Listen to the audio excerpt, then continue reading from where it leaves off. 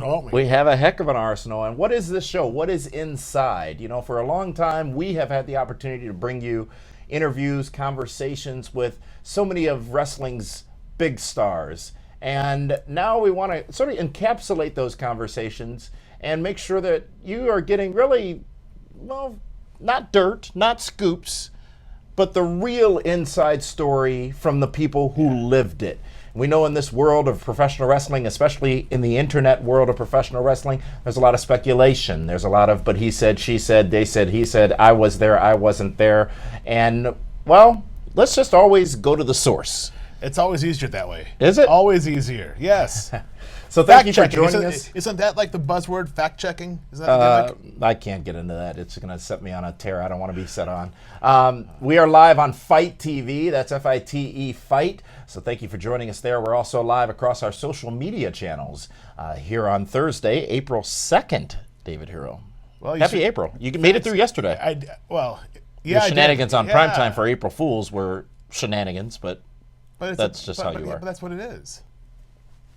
Well, folks, we couldn't think of a better guest to launch this show with than a legend in the wrestling business and a man who has a lot to say. And we've had him on this program many a time before, and pleased to have him on again. And let's not forget, he's also a member of the PWR Hall of Fame. Absolutely. From WrestleMania in New York. Inducted in New York as part of WrestleMania 29, I believe it was.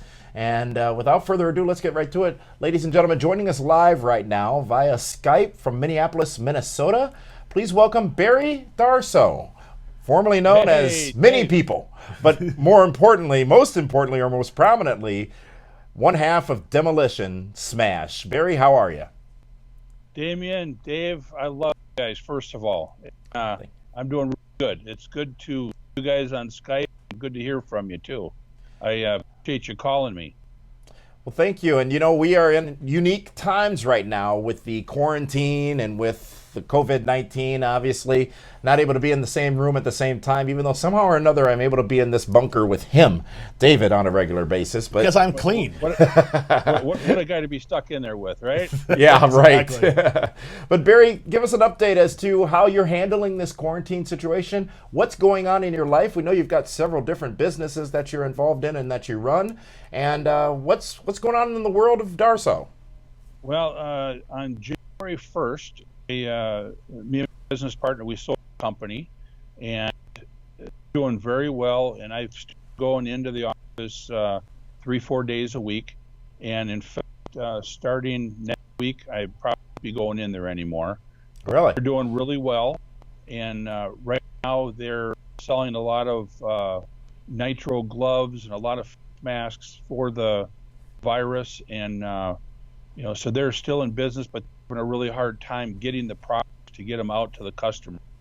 And in fact, Mount Sinai out in New York has been buying quite a few things from them, but just can't keep up with everything that's going on. Yeah. And about 3 weeks ago, I was up in New York for the event and a couple other ones, and then kind of before everything started, the virus started really spreading.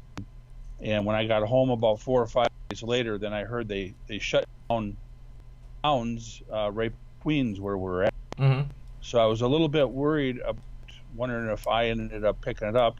You end up, shaking hands with thousands of fans and hugging them.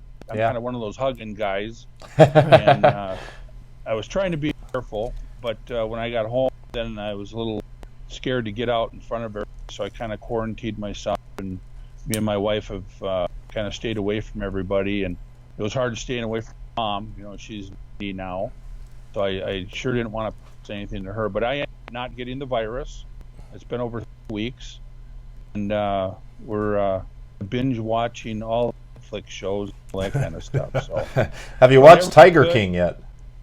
No, I haven't watched Tiger King, but we've been watching the Ozark. We just finished the 3rd season yesterday. Yes, that is a great show. I love it. So I say I'm kind of the luckiest in the world. My son, he's over in Michigan with my 3 grandkids and my daughter-in-law. So I don't go out there to see them, and we were all set to go. And now it's kind of like we better not go for a while. So yeah. That's my story going on right now. Yeah, and the world is changing around us day by day, and glad to hear that you made it through and have made it through. And what's your favorite thing other than Netflixing and chilling during this quarantine, being stuck in your house? Well, I'll tell you, after selling the company, I started going to the gym again and training, and I've put on probably 34 pounds ever since my new knee. So I was just getting back in shape, and then they closed all the gym. So now me and my wife started the DDP yoga. Oh, awesome. Fantastic. Yeah, we're getting outside walking, starting to bike, and, just trying to stay away from everybody to exercise. And, it's tough for me just to sit and do nothing because I'm used to doing them all the time. Who would have thought Demolition or the Blacktop Bully or Repo Man would be doing yoga? That just blows. Now, I can see it as the hole-in-one guy doing it, but the other character is not a chance. Hey, I tell you, I saw Dallas Page on the road probably 4 years ago when he was just starting this thing, and he says, "Perry, you got to try this." And finally, we're trying it, and we love it. So Yeah, I have to say I'm one of his fans for the yoga. Yeah, it's great. Well, But and also you've got family. The wrestling tree has well, I don't even know what I'm trying to say there, but Dakota Darsow still wrestling in the business. Tell us what's going on in his wrestling career right now. Well, when he was down in Florida and he was going, at Impact, that was a few years ago, and he called me up and he says, "Dad, what do I do? I'm supposed to get a contract here, and now, Hulk's leaving and Eric Bischoff's leaving." I told him, "Get out of wrestling." So he ended up getting out of wrestling and went to Michigan, and he went to the police academy, and he did incredible, and very proud of him. He worked a regular job and went to the academy, and through there now he has a job in the Common Sheriff's Department, and he's a canine officer, and he teaches at the academy now. So he's really, really good man. I can't say kid anymore. He still gets in the ring every once in a while. Try to tell him to stay out, but it's in his blood. So Yeah. every once in a while he work a local show for Freedom or somebody down there. Okay. Electric Eric Freedom. Remember Oh, that I Joker? remember that. Yes. The hardcore hippie. Yeah, I can't believe we're not at WrestleMania right now. Isn't it unbelievable? It's fascinating, and that was one of the questions I wanted to ask you, having been involved and been a part of so many WrestleManias and so many memorable moments at WrestleMania. How does it strike you that WWE decided to go ahead with the event as planned and will be doing so now in an empty arena, basically, with no fans in attendance? How does that strike you? Is that the right thing to do? Well, the right thing to do is have the show, all the people, because of the virus. So I think they're doing the right thing that way. But, not having the crowd and wrestling in front of the big crowd, it's be tough on all the guys. Yeah. But all the guys are pros. They can do it. It's just I don't know what that's like on TV. I watched one of the shows about a week ago, and they were cutting the promos ring, and without the crowd. To me, it's not the same. But yeah, it's new time now. You got to do whatever you can to get the show. The show gotta, what's that? The show must go on. Well, they got to have it on. Yeah. Well, one of the big events that happens in conjunction with WrestleMania weekend is the WWE Hall of Fame, and I know we've talked about this, and you've talked about this in the past, but I want to just ask you direct, flat out, that as just such a major force in professional wrestling and in tag team wrestling as part of Demolition, how is it possible that Axe and Smash are not yet inducted into the WWE Hall of Fame?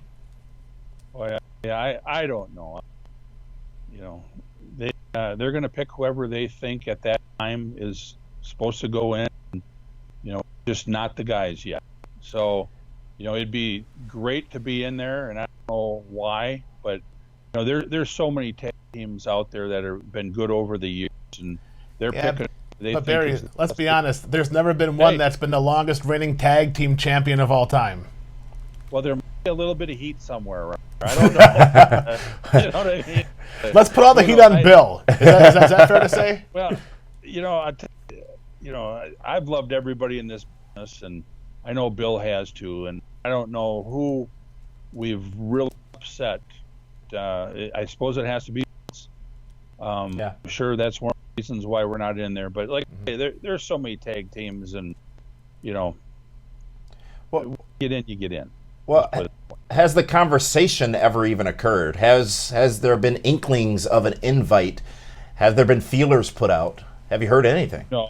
Gene Okerlund, one time, I was out to dinner with him, and he says, "Barry, I've been talking about you." And I says, "Well, it's all talk. That's what it is." Right? Is it fair to say that, Barry, that the last time you were back on WWE TV was when you came back as the Repo Man? Yeah, and I think it was Houston, Texas, I think is where it was. Yes. And it was Battle Royal. Yes, because you were up here for a Blizzard brawl. Didn't bother telling me you were flying straight to Texas after the show. Yeah. Boy, I'll tell you, I missed those Blizzard brawls too. Yes. Well, one of those a long time. We got them back in December 5th of this year. Maybe it's time to bring Demolition back one more time. Oh, my mom's birthday, yeah. Perfect. We're going to have a big party. Yeah. I think... You never know. Go ahead. You may be diminishing your impact on tag team wrestling more so than you should be, but I will say, as I have said many a time, and as Dave said, we went ahead and inducted you guys into the PWR Hall of Fame back in New York several years ago.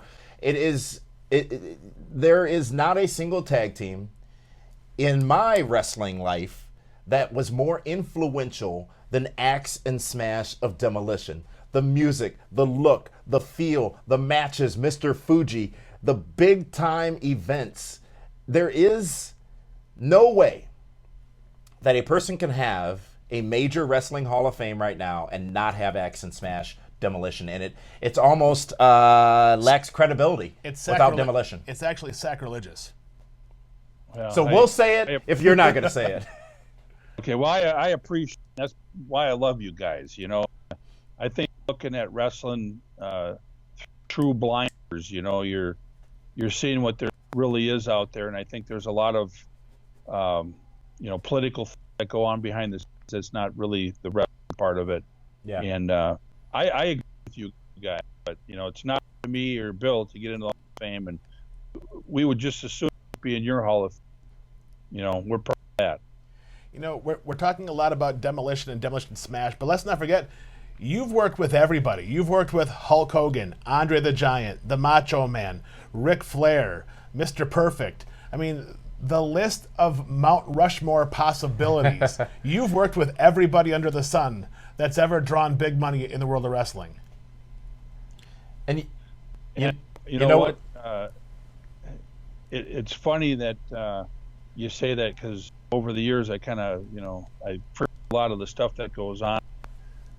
I always tell Dakota, I tell him that I'm the luckiest guy in the world. I've been all over the world, wrestled some of the greatest wrestlers, and I've loved this business. Yeah. So yeah, it's been pretty neat to wrestle all those guys. It's interesting. We talk about Demolition, and a lot of people may not realize that you were not an original member of Demolition. It was actually Moondog Rex, I believe, right? Yes. That had played the role of Smash, if you will, for a very short period of time, and then you came in and replaced him. Give us a little insight as to how you ended up taking that role.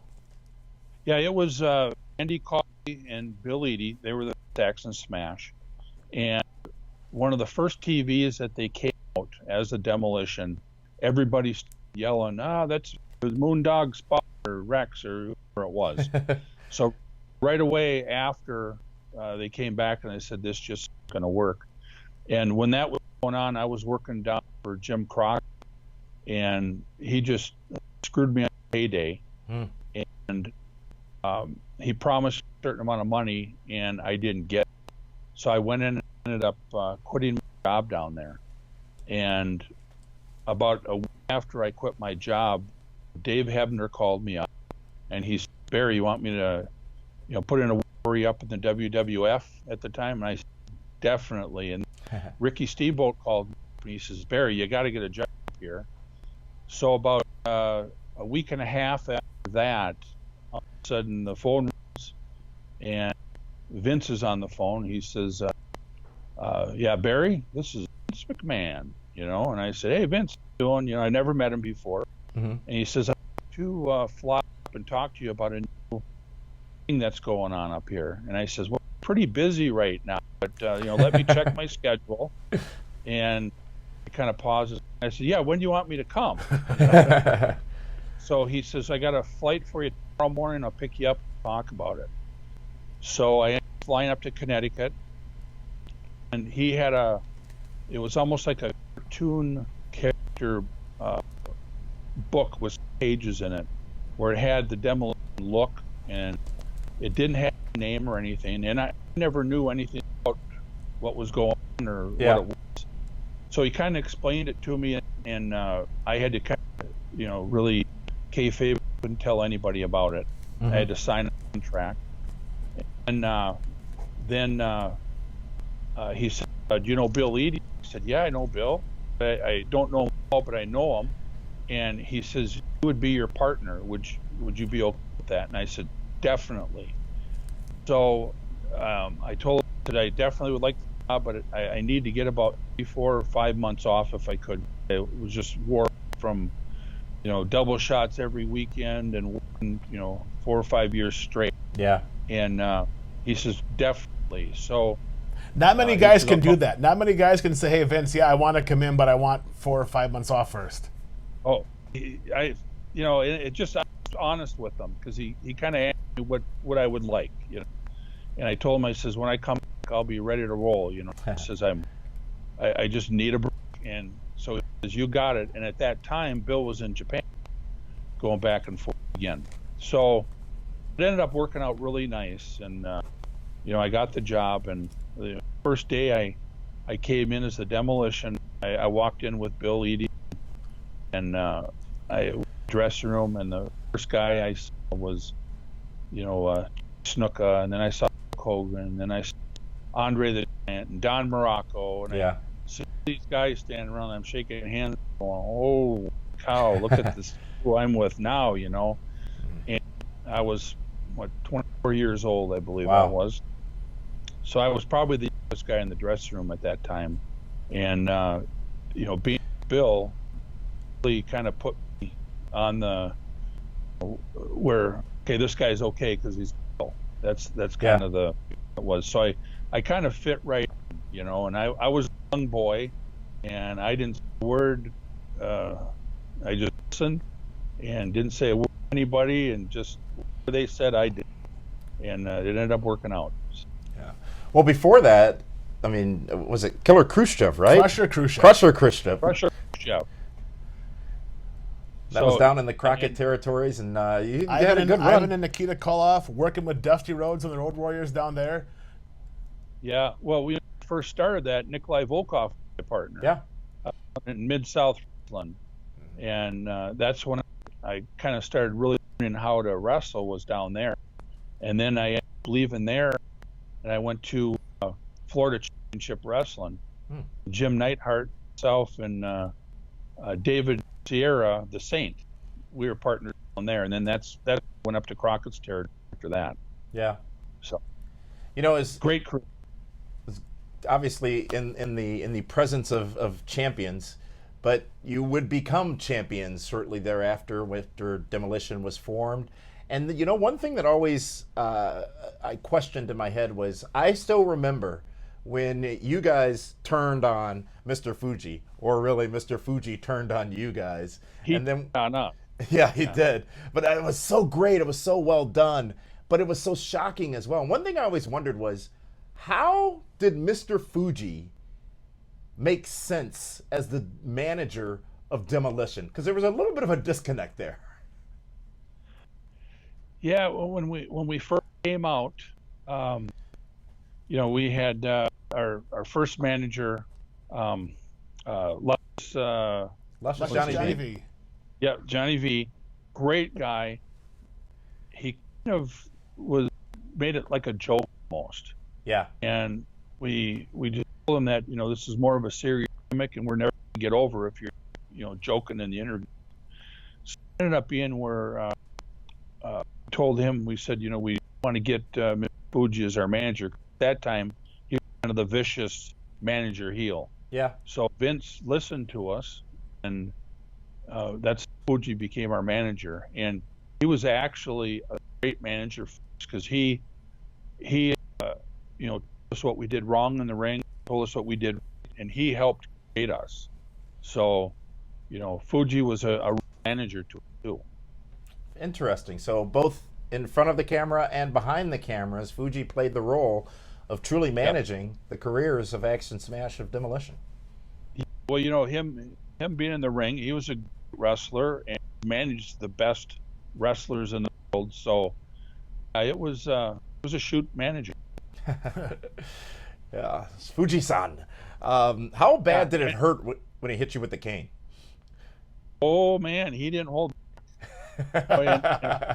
And a funny story. We got time for a story, don't we? Absolutely. Yeah, absolutely. I was going to ask you what is the best Fuji rib, but I think you read my mind on this one. Well, I can't tell you some of the really good. But we were at WrestleMania in Plaza, and it was Action Smash against Martel and Santana. Mm-hmm. And the finish was where Bill was going to hit Martel over the head of the cane or over the back. So normally kind of doctor up the cane so it breaks a little easier. Mm-hmm. Well, Fuji ended up going and a real green cane would not break. Oh no! And we didn't know this. And at the end, Bill came in, hit. I think it was Rick Martel back with it, and he held the right hand at the bottom, the left hand at the top. The hook is. He hit it. He was hoping it was going to snap. Well, it didn't snap. Oh. He hit Rick really hard with that sucker. So the whole thing was done. I mean, he almost broke Rick's back with it. We came back and Rick was, oh, yeah, what the hell's going on here? And we looked right at Fuji. Fuji just was laughing his head. It was a hell of a trip. So Rick Martin must have done something to Fuji or something for Fuji back, right? Yeah. But Demolition would dominate for so long in professional wrestling, and then we started seeing things evolve a little bit. In fact, a third member of Demolition would be added, and that would be the man known as Crush. And I, as a fan, when watching, and I want to speak for you, Dave, how you felt, but that was not okay. I'm like, whoa, no. Demolition is Axe and Smash. Yes. Smash is going to kick my stinking teeth in, because that's what he always told me. And this is Demolition. Now you're adding this guy almost who waters doesn't it down fit to the team, which seemed to water it down. And was it before or after when he was the Hawaiian Crush? He was the Hawaiian Crush after. Okay. So either way, it just didn't feel right. But how did it feel to you? How did it feel to Bill to be now a three-man team of Demolition, and what you had built for so long, bringing a new person into that group? Well, it was kind of a real tough time at that time because Bill ended up having health issues. So, we had, they booked these talents, like 6 months ahead of time. So, the Demolition and Smash is way ahead of time, events everywhere. And with Bill getting sick, we had to bring somebody in. Yeah. And Crush was a great guy and a good friend of ours. And, he came in a really, really tough spot. Because, like you said, it was Axe and Smash.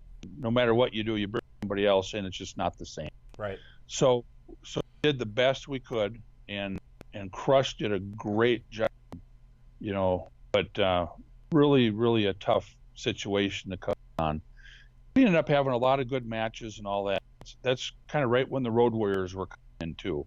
Yeah. So with Bill getting sick and the Road Warriors coming in, it really hurt our angle with the Road Warriors. And I thought that, they put the Road Warriors together way too soon with us. Mm-hmm. And it kind of the whole angle, and it ended up being the end of our jobs is what it ended up being. Yeah. Yeah, they put you guys together right away and then did a bunch of 6-man tags with the Road Warriors and the Ultimate Warrior against Axe, Smash, and Crush all over the place. It was a tough deal. We did the best we could, but we were on our way at that time, so we knew it. We were there for a long time and had a great run, and everyone's run ends sometime. It just happened to be at that time. So yeah, but Demolition lives on forever with that Mattel toy line right now. There's Demolition figures all over the place.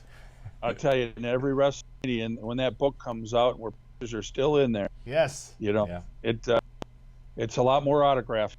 So have you ever given the grandkids the Demolition Smash action figure to play with at Christmas time or their birthdays? Well, I just don't do that, but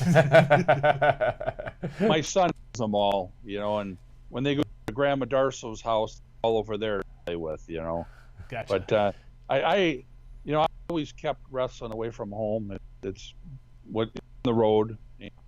That was what was nice about painting my face or wearing a mask for the Repo Man or whatever. People didn't recognize outside the business, which I didn't mind at all. Yeah. It's just thing at home, You mentioned the Repo Man, and some people think that was a bit of a rib or a bit of a burial of what was Smash, but I, for one, loved the Repo Man character because it made so much sense, but it also didn't make any sense all at the same time for you to be doing it, but you did it so well, you embraced it so well. How did you make that transition from Smash to the Repo Man? Well, that's why I always thought I was pretty good, because Barry Darsow was nobody. He couldn't make any money, couldn't get over doing anything. But as soon as you put a character on Barry Darsow, then all of a sudden it's like a light comes on and I became that person. No matter what gimmick you gave me, I could do. And I was real proud of that gimmick. I had a great time. I wrestled top guys and I made some great with it. Yeah. And I wanted to become a baby face, and I wanted to go to hospitals and meet with kids. That was my ultimate goal that I wanted to do, and they never changed me to baby face. Yeah. And that was the one thing that I talked to Vince about it when we started the gimmick. I said that I wanted to end up the Repo Man. I wanted him to baby face and go out and do good things. The best guys end up being the best good guys. Mm-hmm. That's what I've always, and it just happened, and then that's why I ended up putting my nose in there that time, and then I left it. Yeah, it's interesting. You mentioned being a babyface. Demolition spent a couple of years as a top babyface team, and that I believe it was a story with or the feud with the Powers of Pain. But you couldn't quite walk into a hospital room with that leather gear and have the kids welcome you. Yeah, some rooms maybe you could walk into with that and be welcome, but not a hospital room. It's funny right now. You go do these autograph sessions and you put your face in the hotel, and you walk down the lobby and go to a 10 minutes away somewhere, and people look at you like, "What the heck's going on?" But when you're in New York, you just fit right in. Nobody even says to you. Yeah, exactly. Folks, this is the Pro Wrestling Report. We are live on YouTube, Facebook, Twitter, Twitch, and of course all over the world on Fight TV as well, FITE Fight. We're joined by Barry Darsow. You know him best as one half of Demolition, the man who is in the PWR Hall of Fame, should be in every wrestling Hall of Fame. Absolutely. Thank you for joining us live wherever you are. Thank you, Barry, for joining us. Now, you talk about the Repo Man, but things didn't end there, because you would actually go to WCW for what I believe was the second time, and you were part of one of the more infamous matches that ever happened during WCW in 1995 at Uncensored, when you took on Dustin Rhodes in that what was the match called? The King of the Road match. King of the Road. King of the Road truck match, yeah. You were in the back, literally. You're in a trailer full of hay bales in a semi driving down the road having a wrestling match. And I remember watching it saying, "Sweet baby God, this is painfully bad." But watching it after, it's one of the best things I've ever seen. I'll tell you, I had fun with that gimmick. That was, besides Smash, that was my favorite gimmick ever. Blacktop Bully? Because it was kind of to me. It was, when you're on the road, somebody screws with you on the road, you become a bully to them. You know what I mean? Not that I had road rage or anything, but for the gimmick, I did have road rage. And I absolutely love that gimmick, and they ended up ixnaying that thing after that match. And what had happened was when they were putting that thing together, they ended up having the helicopters, had cars with cameras in it. I mean, I don't know how much money they spent on that thing. They told us ahead of time that they wanted juice on us, right? So Mike Graham was our agent, and we ended up having that match, and there was blood in the match. And it ended up being, we got the blood without, and it just happened, because how do you hard way. hit a steel cage without having blood? And the back of a moving truck driving down the freeway. Yeah. at 55 miles an hour. And, eastbound and down. and hanging outside. And they ended up cutting out a lot of that match. Really? But anyways, it went on 65 mile an hour, or 65 mile round trip thing around this neighborhood that was just outside Atlanta. And after we went around the neighborhood the second time, people were in chairs sitting on the side of the road. It's like a parade on the highway. But it was going 55 and 60 miles an hour, so every little move, I mean, it just flew. Yeah. So what you've seen was what really happened. So when we got done with the match, Dustin and I, we said, holy cow, that was one of the funnest matches we ever had. You know, we hugged each other and said, you know, thank you. And so, and I had blood all over and cow manure and you name it, I had it on me. And I ended up going home, and the next morning I got a phone call from Eric Bischoff, and he's, you know, I'm waiting for him to go, Barry, what a hell of a match. You know, you did exactly what I wanted. But he says, Barry, I got some good news, I got some bad news. He says, well, what's going on? You know, talk to me. He says, well, he says, good news is you guys had one hell of a match. He says, the bad news is fired. I said, what? I'm fired? How could I be fired if I had a good match? He said, well, the Towers, the people to be, they were upset because there was blood in the match. And I said, first of all, Eric, we were able to do that. And, you know, I don't think that's a very good thing to fire us from when you guys are. And he says, Barry, please, he says, do me a favor. He says, just take the fire and leave for a little while. I'm going to bring you back. Okay. And I said, yeah, but Eric, it's not like you just can all of a sudden the next day you're fired and you don't do anything about it. And, you know, you're fired for no reason. Yeah. But I'm good with Eric. And I said, if that's what you want me to do, that's what I'm going to do.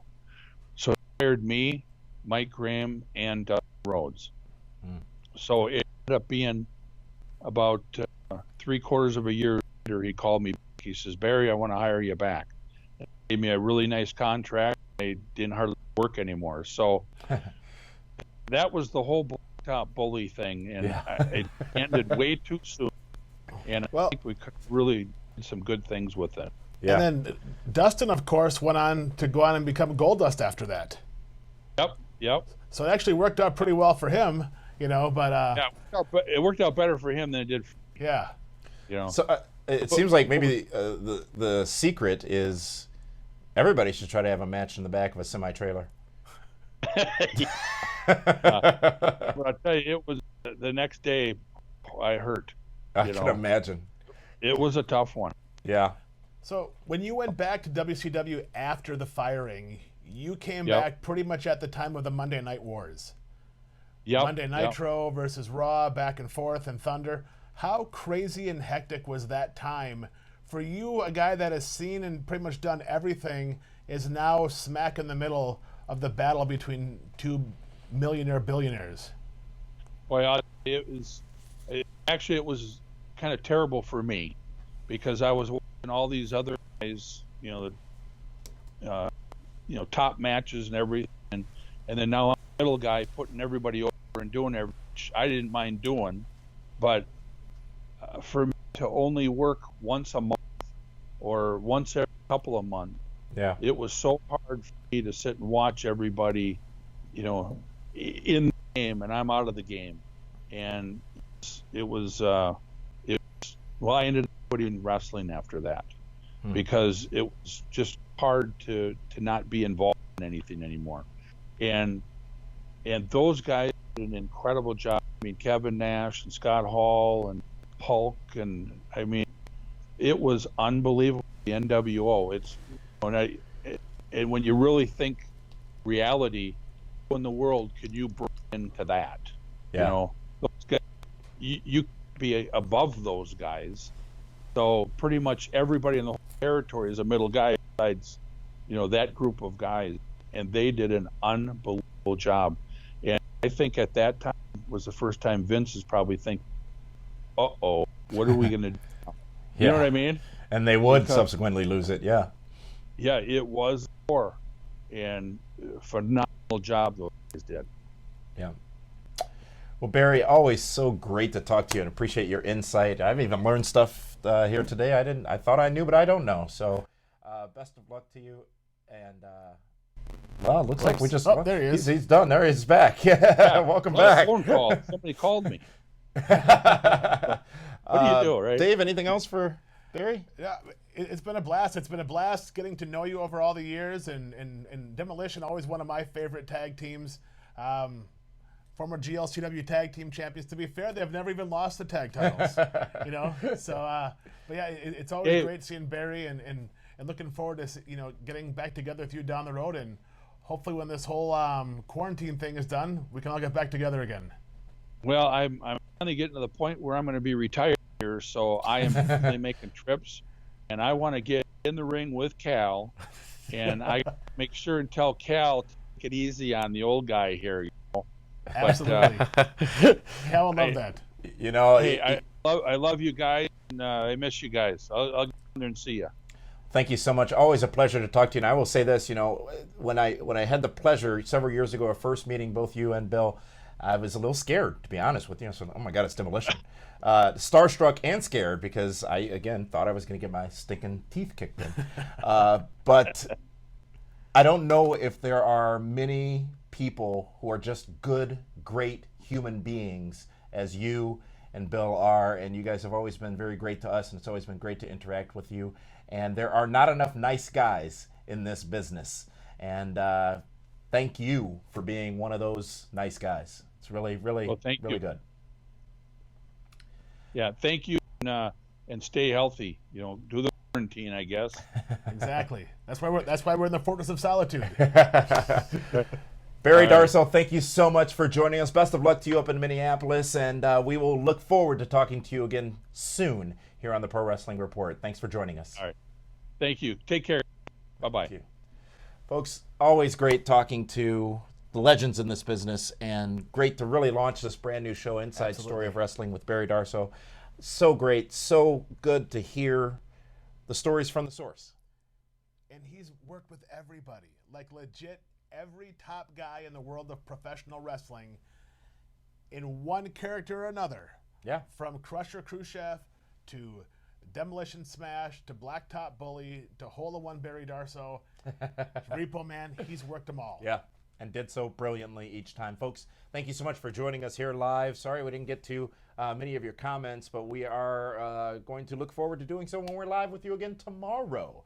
And that's for PrimeTime. David, it's the final PrimeTime before Wrestling Mania. Is this the Go Home WrestleMania show tomorrow? Tomorrow for us, it's the Go Home WrestleMania show and new additional programming tomorrow, because it is WrestleMania weekend. So we will have PrimeTime for you live at 7 p.m. Eastern Standard Time. And then tomorrow night after SmackDown, a live edition of PWR Reaction, where we'll be taking your comments, questions, concerns, flashing them on the screen, talking about them. We're live with Reaction after SmackDown tomorrow night, right after it goes off the air on Fox. We're going to go over SmackDown. So we're doing before SmackDown. We're going to watch it, and then after SmackDown, we're going to be back right here. That's how that works. But guess what? Also this weekend, yes, we are going to be live with Reaction after WrestleMania Saturday. We'll be live with Reaction after WrestleMania Sunday. All that on Fight TV, Pro Wrestling Report, PWR 360, covering it all and bringing you, the fans, not only our opinions, but more importantly, your thoughts and your opinions as well. So be sure to tune in to all of our programming. It is our honor and pleasure that you're welcoming us into your homes or into your hands on your devices to watch us in this programming. So thanks again to Barry Darsow. Thank you for joining us. Thank you all for joining us here on Inside Story of Wrestling. David, another scoop, if you will. Sure. This will also be available on podcast form, this episode, and all the episodes of Inside Story of Wrestling. We got a couple of guests lined up for the future, too. Yes, we do. Over the next few weeks, we'll be bringing you more of these inside stories, giving you a little bit more insight from the source, the people who lived the moments, and sharing with you the firsthand stories of how it was when it was. So for that one, and for Barry Darsow, this is Damian Nelson saying thank you so much for joining us here on Inside Story of Wrestling. We'll see you tomorrow night for Prime Time, live on Fight.